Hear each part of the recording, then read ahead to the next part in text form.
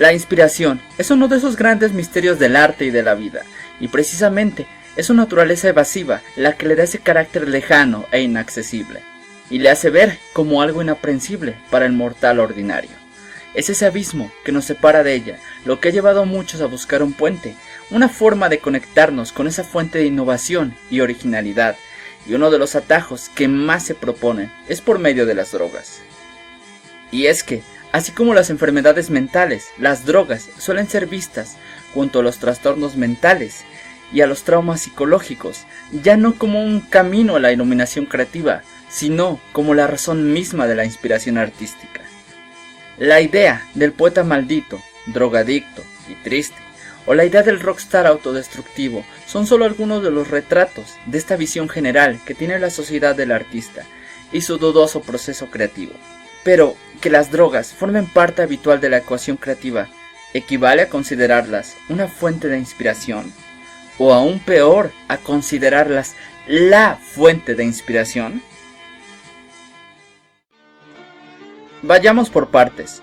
¿Por qué tenemos esa idea de que el artista o está loco o es un vicioso? Porque el artista ve al mundo con otros ojos, como a través de un filtro. Dicho en otros términos, tiene una percepción diferente de él.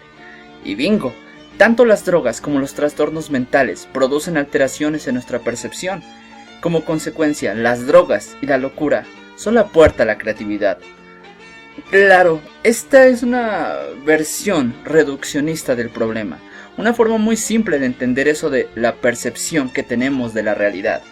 Y en última instancia, equivale a decir que el artista, o solo loco o solo drogado, puede crear realmente, ¿no? Cobain era drogadicto, no es ningún secreto, y pintores como Van Gogh y sus contemporáneos se sabe que bebían absenta como si fuera agua. Y ni qué decir del buen Baudelaire y sus terribles achaques provocados por la sífilis, la afasia y sus demás dolencias que lo hacían un alma tortuosa. Pero realmente el artista necesita de este sufrimiento y excesos, o aún peor, depende su magia, esa chispa, ese algo que le hace tan especial, solo de las drogas, de un estado alterado de conciencia. Y aunque ahondaremos para justificar esta respuesta, seamos bien claros y directos de momento. No, porque si esta fuera la regla, la máxima con la que funciona la creatividad, si las drogas despiertan la inspiración artística, el artista no se volvería artista al drogarse. No, sino que el drogadicto se volvería artista al drogarse. Y si tanta gente consume drogas en todas sus variedades, tendríamos medio mundo lleno de artistas, o cuando menos gente desbordando creatividad, ¿no es cierto? ¿Y dónde están precisamente esos millones y millones y millones de genios? ¿Dónde? Quizás la pregunta a estas alturas sería más bien, ¿las drogas influyen en la obra artística? Desde luego. Pero, ¿acaso no lo hace también la tristeza o la felicidad que viva el artista? El país de donde venga. Si tiene alguna enfermedad mental o alguna dolencia física, e incluso si tuvo un buen o un mal día. En fin, todo influye en la creación artística. Así que, ¿las drogas influyen en la obra? Sí. ¿La condicionan? Esa es la verdadera cuestión a determinar aquí. La creatividad viene de un lugar lejano, extraño y poco accesible. De ahí su encanto. Muchas son las rutas que se han planteado para llegar a este misterioso lugar, pero en buena medida podemos resumirlas a tres venas que desembocan en la creatividad. Y aunque diferentes entre sí, todas parten de la misma premisa, solo excepcional frente a lo cotidiano, a lo común, a lo mundano. Son estados donde se da un rompimiento. Y estos estados son la revelación o contacto con lo divino, las drogas en cualquiera de sus variantes, y la locura o el trauma psicológico. Cuando hablamos sobre el arte según Nietzsche, hablamos de la figura de Baco, y cómo era un puente entre lo divino y lo mundano, a través del vino y de los excesos. Pues bien, la inspiración divina funciona precisamente así, con un ritual que desencadena un estado de éxtasis, desde el cual se entra en comunión con un plano superior, y la inspiración surge como consecuencia. En estos términos, la creatividad es la influencia que ejercen los dioses sobre los mortales. Es un fenómeno que rebasa lo natural y desde luego ajeno al hombre, que solo participa de ello por gracia divina. El cristianismo vendría a cambiar toda esta dinámica. Aún así, una variante de esto aún subsiste, pese al cristianismo, pero sin el elemento de los excesos, de forma tan marcada. En todo caso, estas formas pertenecen más a las culturas antiguas, donde lo divino tenía un papel más decisivo en la vida humana. No significa que hoy en día ya no tenga un lugar, pero al menos en cuanto a la creatividad artística, ha sido desplazado este terreno a un segundo o tercer plano. La segunda vía de la creatividad es tan antigua como la primera, aunque ante esta gozaba de un papel secundario, o bien era simplemente su complemento. Sí, hablamos de las drogas, vinculadas al ritual y la ceremonia, desde las bacanales, pasando incluso al vino como símbolo de la sangre de Cristo. De siempre, la humanidad ha sabido que las drogas alteran la percepción. En la antigüedad, este proceso estaba más vinculado al ritual, pero fue rompiendo y distanciándose de él, para volverse un proceso propio, ajeno a lo sagrado, como es hoy en día en su mayoría. Las drogas, podríamos decir, que son el detonante de esta percepción distinta, favorita del mundo, hoy por hoy, aunque también, hoy por hoy, vistas de forma desnuda de todo ese encanto y magia que tenían cuando eran parte del ritual. Y finalmente tenemos a la locura. Con la locura pasa algo curioso, así como con las drogas, en la antigüedad estaba vinculada al contacto con lo divino, es decir, la locura como tal no existía, o bien era el resultado del contacto divino, de la iluminación, o una posesión, resultado de algo demoníaco directamente. Pero de facto no existía la locura como algo independiente. Solo tiempo después iría logrando una cierta distancia y volviéndose un proceso independiente, que detonó con especial fuerza durante el siglo XVIII y XIX, diluyendo el término locura y genio en una misma cosa. De hecho, resulta muy curioso cuando descubrimos que durante este periodo muchos artistas iban a visitar a pacientes de manicomios, buscando inspiración en ellos, o los más radicales, incluso internándose para recrear esas condiciones de locura en sí mismos. Pero con el tiempo, los procesos mentales empezarían a ser vistos de otra forma, y la imagen de esta locura que forma al genio empezaría a apagarse también. Y si bien dentro del colectivo todavía existe un vínculo entre locura y arte, este es más frágil desde el último siglo.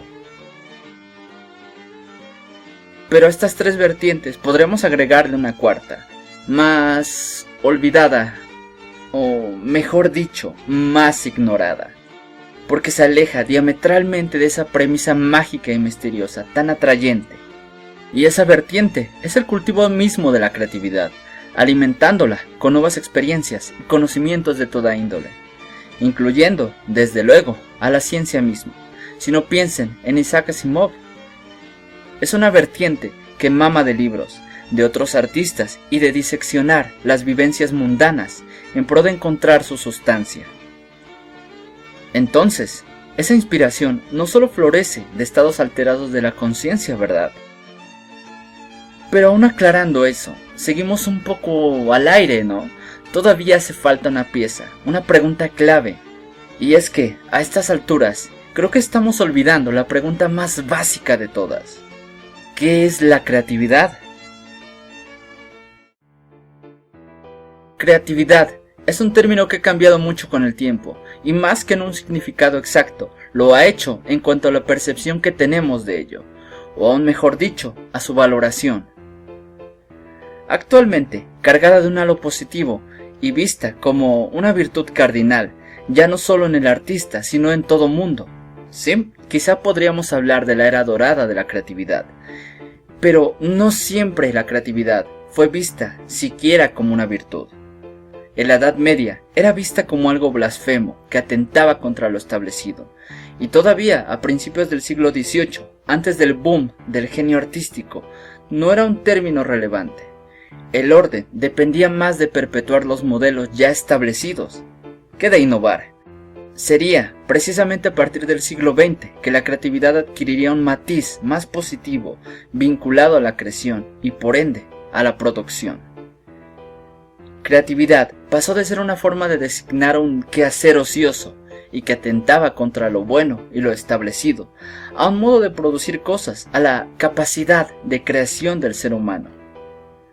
Sería precisamente a partir de 1950 que la creatividad se volvería tema serio, con múltiples estudios, publicaciones y conferencias sobre el tema, dando como resultado un impacto positivo a la creatividad y traduciéndose en algunas de las mejores formas de definir y sobre todo de entender a este proceso mental. Dicho esto, me gustaría rescatar sobre todo la siguiente definición, que engloba todo lo que hemos estado comentando y nos permite una comprensión más clara de la cuestión. Cito: la creatividad no es un rasgo de personalidad ni una habilidad general, sino que puede verse como la conducta resultante de una constelación particular de características personales, habilidades cognitivas e influencias ambientales. Esta conducta, que se pone de manifiesto en productos o respuestas, solo se puede explicar de una forma completa mediante un modelo que abarque estos tres conjuntos de factores. Es decir, la creatividad no es un algo, sino el resultado de la combinación de muchos factores, como habilidades, experiencias e influencias. Y precisamente solo en este último apartado entraría el papel de las drogas.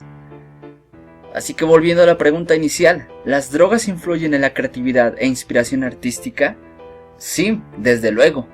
¿Son determinantes para ella o son la pieza clave de la misma? No, claro que no. De hecho, la creatividad, si se me permite una opinión más personal, y no solo una argumentación como la que hemos estado planteando, ni siquiera sería las influencias, las experiencias, ni las habilidades. Porque hay gente que ha pasado de todo y no se vuelve artista. Y hay gente con grandes dotes que simplemente no le interesa desarrollarlos. Y ni qué decir sobre esos millones de drogadictos que hay por ahí, y poquitísimos acaban creando algo que las más de las veces ni siquiera es arte. No, para mí la creatividad, esa piedra angular del arte, es la relación que se entabla entre estos diferentes factores, el cómo los vincula a una persona, dando como resultado algo nuevo. El vínculo entre lo que vivimos y cómo lo expresamos. Pero bueno, después de todo lo que hemos comentado, ¿ustedes qué opinan? ¿Las drogas son esenciales para el arte? ¿Qué es la creatividad? ¿Cómo la entienden? ¿Y es la creatividad un don o una maldición? Me encantaría saber su opinión al respecto. Y antes de irnos, los saludos de esta semana son para... redobles por favor. Eric Junior Z o Eric JRZ, Susana Castillo, Clasificado Loquendero y Fergie Mendoza.